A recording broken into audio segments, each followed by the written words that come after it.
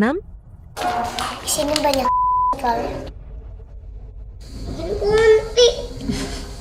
Bikin batu.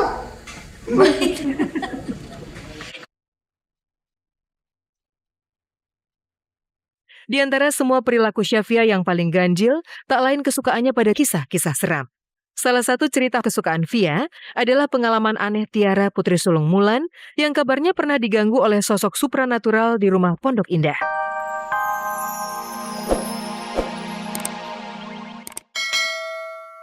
Di tengah momen romantis itu, tiba-tiba saja Stefan bertingkah heboh.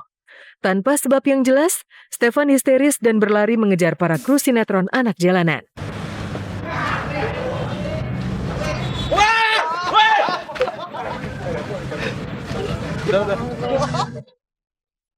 Apa sebenarnya yang terjadi pada Stefan William? Mengapa ia histeris mengejar para kru anak jalanan? Saksikan kelanjutan cerita seru Stefan dan Wilona dalam Kabar-Kabari The Series episode berikutnya.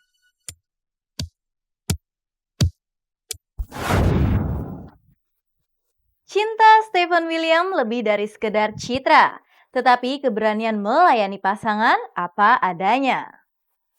Sementara itu, kabar mengejutkan muncul dari keluarga Ahmad Dhani.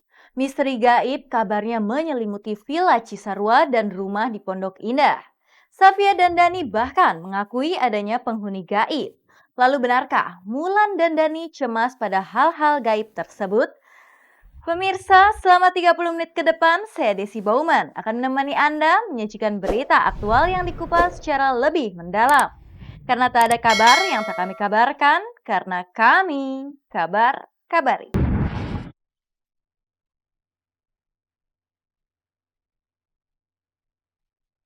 Dalam Kabar-Kabari The Series episode Sabtu lalu, Syafia pamer banyak bakat. Yang mengejutkan, ia juga menunjukkan bakat spesial penguasaan indera keenam yang seolah membuatnya peka hal-hal yang berbau supranatural. Uniknya, Ahmad Dhani sendiri membenarkan Villa Cisarua miliknya di kawasan Puncak memiliki aura supranatural yang kuat. Wisata ini ya, depan ini. Tadi ada yang nyanyi.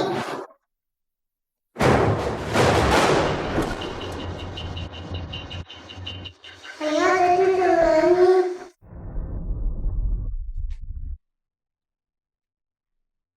Di episode kali ini, kami ajak pemirsa menguak berbagai misteri dan keganjilan yang terjadi di kediaman Ahmad Dhani.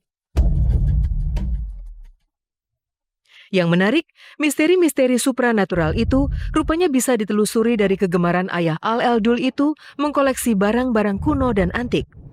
Setahap demi setahap, tahun demi tahun, Dhani mengumpulkan benda-benda bernilai tinggi dari perabotan kayu jati, seperti meja, kursi, dan lemari, sampai beragam patung dan lukisan.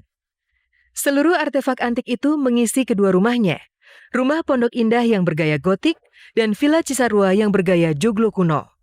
Entah bagaimana, aura kedua bangunan itu pun kini terasa ganjil. Kemarin ini udah 100 tahun. Baru pasang lantainya. Ini kayu jati bekas. Bahkan di Villa Cisarua Bogor, kini suara tokek di malam hari pun bisa mendirikan bulu kuduk seperti yang dirasakan Mulan Jamila ini. Tokek, semalam tokeknya bunyinya serem banget ya? Raksasa kayak gede itu. Aduh mas, aku takut banget. Gede itu. Itu tokek gede raksasa, pasti yakin loh suaranya beda. Kayak ada di sebelah telinga. Kamu tuh ya, gede itu. Sampai suara ngomong tokeknya nggak kedenger. Saking Gede itu. Serak. Hobi Dhani mengkoleksi barang antik rupanya berakar pada keyakinannya pada mitos-mitos tradisional. Cukup mengherankan, pria berdarah blasteran Eropa Jawa itu bahkan percaya mitos membuang potongan kuku di halaman bakal menjaga keluarga dari hal-hal buruk. Sebagai taman, supaya dia jagain kita dari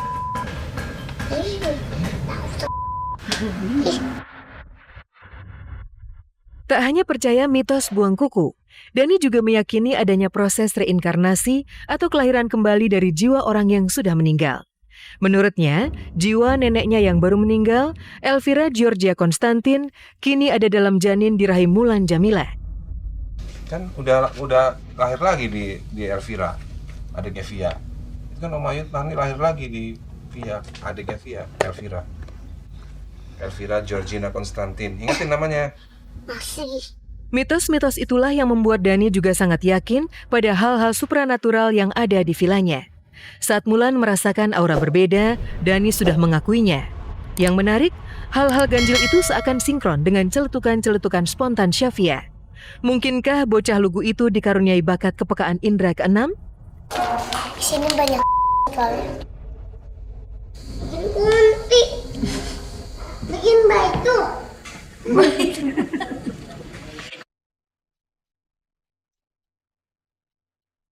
Di antara semua perilaku Syafia yang paling ganjil, tak lain kesukaannya pada kisah-kisah seram.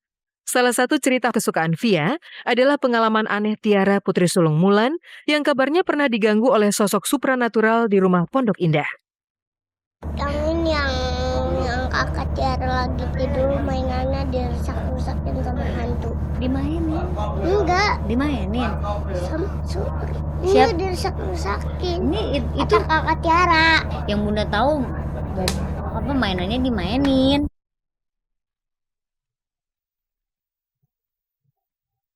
Saat hal-hal supranatural menyelimuti, Dani tetap tampil santai.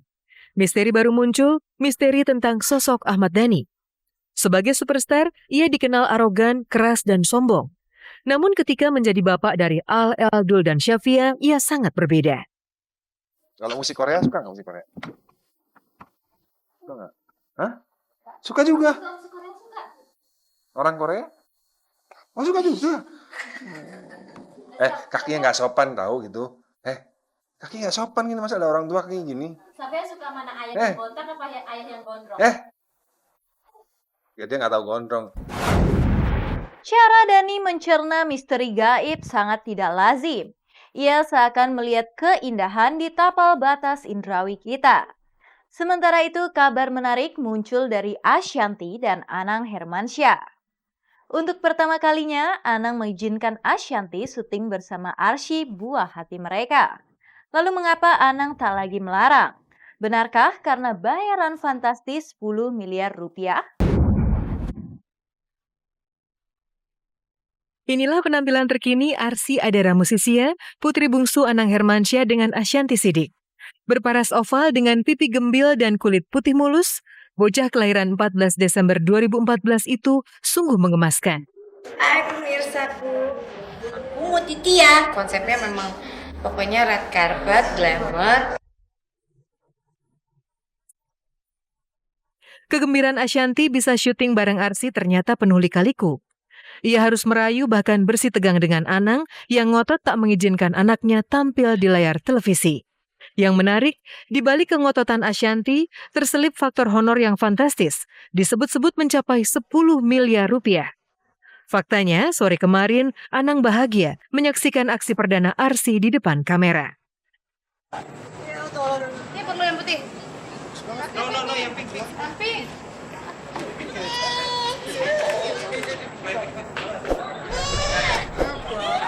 Ini. Kasih. Tangannya awas. Mungkin.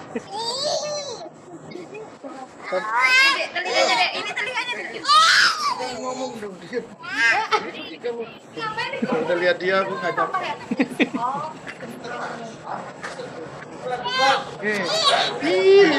Ya itu ngerayunya itu lumayan ya. Gitu. Lumayan buat beli popok-popok bayi itu kan, nggak usah beli popok lagi. Lumayan buat bisa jalan-jalan gitu.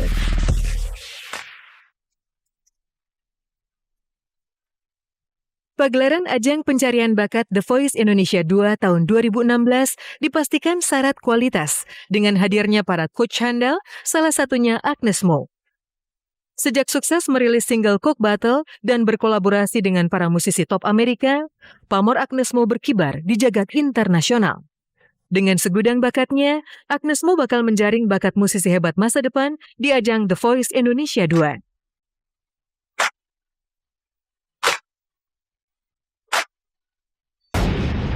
30 menit sudah, saya Desi Bauman menemani Anda menyajikan berita aktual yang disajikan secara lebih mendalam.